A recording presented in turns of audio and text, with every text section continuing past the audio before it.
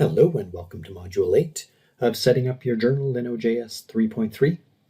In this module, we're going to take a look at journal settings. This section's quite large, so we've broken it down into multiple units. This first unit is on the masthead. In the masthead, we'll be inputting a lot of metadata about your journal, so let's dive in. So we're going to start with the journal homepage, and we can access the dashboard, again, by going up to our username, go to dashboard, and off to the left, we'll go to journal settings. And we can see here there's a tab for Masthead, which we'll focus on in this unit. Then we'll look at contact, sections, and categories in the following units. We can see it's broken down into sections, your journal identity, and your journal title. So I've got the title already entered here. You can see from this little red asterisk that this is a required field, so you can't leave it blank because it is so important. We've got the Journal of Demonstrating OJS 3.3, but you would add whichever title you have. And then initials are also required. I've just made up some initials here for our journal. You would put in whatever is appropriate for you. This is particularly important because this will help determine the URL for your journal. We can see some examples here. So here, if we look at the public website, we can see the URL for our journal. So we can see the JDOJS 3.3 right up here. In other journal, we can see the Canadian Journal of Higher Education has CJHE, and Food and Nutrition Research here has FNR. Down below, we've got journal abbreviation. This isn't required because not all journals make use of journal abbreviations, but in some fields, such as medicine, it is quite common. Here's an example from the NLM that shows a variety of different journals that are using their journal abbreviations. So if you're a journal that needs an abbreviation, this is where you can add it. The next section is publishing details. You'd want to add your publisher here. Maybe it's your university. Maybe it's your university library. Maybe it's your society. You could say the Society of Demonstrating OJS. So whatever's appropriate there. Here you'd want to enter your ISSN. This is very important to get an ISSN. You may not have one at this point because you are just setting up the journal, but you will want to make that application for an ISSN. And once you have it, you would enter it here. This is going to be used for making your journal much more visible. And we've got information in the readings about how to obtain the ISSN. If you also have a print copy of your journal, it would have a separate ISSN. You'd apply for it at the same time, and you would enter that here. Next up, we've got key information where you can put in a brief description about your journal. This is a journal of OJS.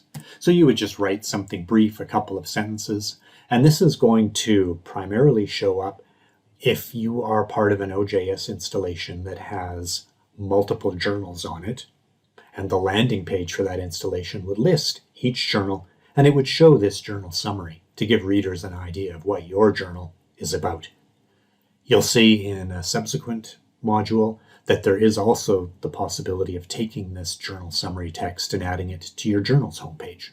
Your editorial team is next up, and this is critically important information.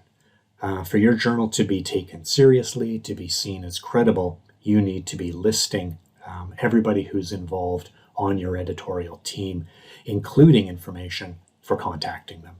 So let's create just a demonstration team here. Let's say we've got an editor-in-chief, and I can highlight that and just use the tools to make it bold. And let's say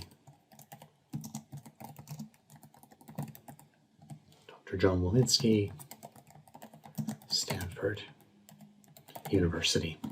So we could leave it at that, and we've identified John, but what is really important and what you really should do is provide some kind of contact information here. Now it could be John's email address, but what we recommend is that we link John's name and put in a URL. And I'm going to put in John's ORCID ID. I just went to the ORCID website, did a search for John, and found his number. Let's say OK. Let's just pop over and take a look at what his website looks like on ORCID. You can see that he's got identifying information as well as his publications.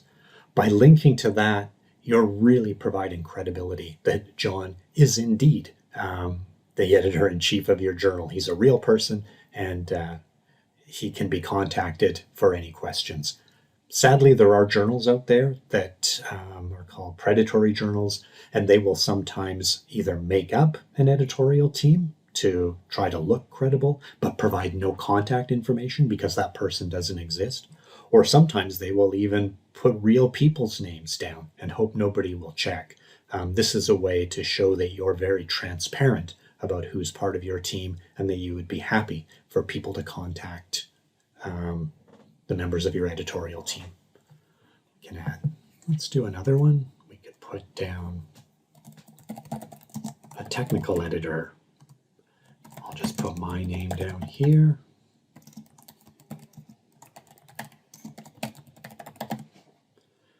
And let's make that bold so it shows up nicely. Now maybe I don't have an ORCID ID. So another option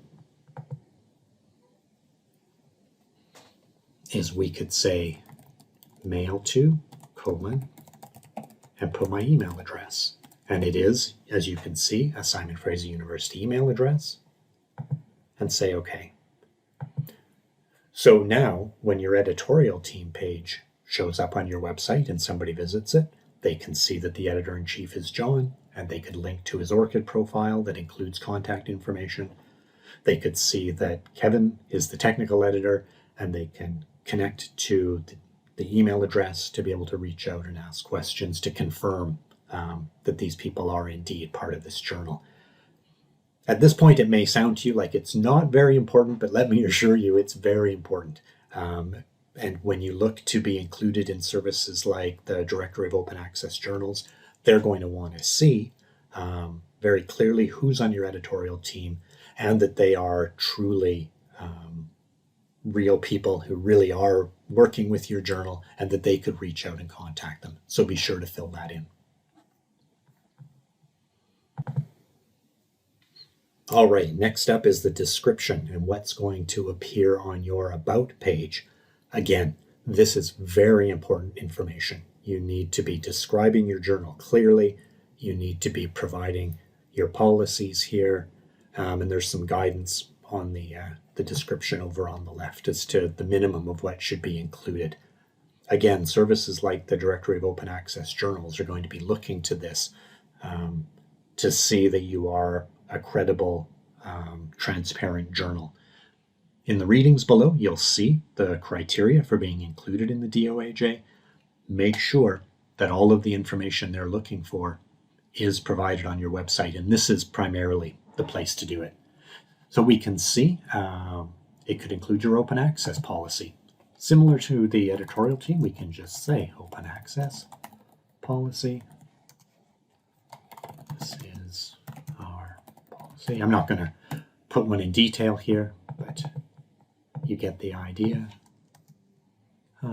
Focus and scope.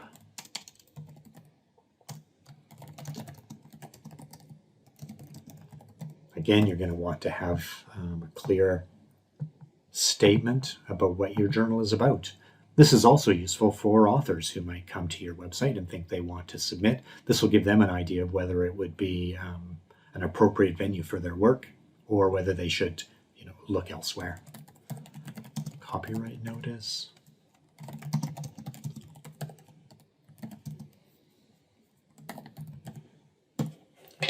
We would add something here. And again, I'm just going in and bolding those so that the titles will stand out.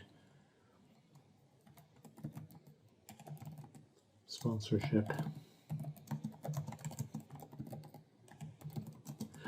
Again, this is just in the interest of being very transparent about your journal's policies, how you operate, and it really is important for establishing your legitimacy. You're going to want to be attracting authors to submit to your work. You're going to want to be attracting reviewers to donate their time to review your work. And this is the best way to help ensure confidence that you are, in fact, a legitimate journal. So these are just a few examples of what to put on your About page. We can take a look at some existing journals. Let's look at what they've put onto their websites. Here's the About page for the Journal of Philosophical Inquiry and Education. Right away you can see there's focus and scope we talked about. They've included peer review policies. And they've got an ethics statement, so there's a lot of useful information here. This is the International Review of Research in Open and Distributed Learning. Again, there's focus and scope, peer review process, publication frequency, open access policy. This is Canadian Journal of Higher Education again, focus and scope, special issue proposal guidelines, peer review process, publication frequency, open access policy, copyright and redistribution. So you can see all of these important policies. All of these journals are making very clear, they're being very transparent on their About page. And they did this by filling in this section on the masthead. Okay, let's continue down and just hit save. And there we go. We've saved everything on our masthead. Let's just visit our journal. We'll go to About and About the journal. And there's that information that we added. It's all here. Notice too, we now have a link to editorial team. And there's what we saw. If we click on John's name,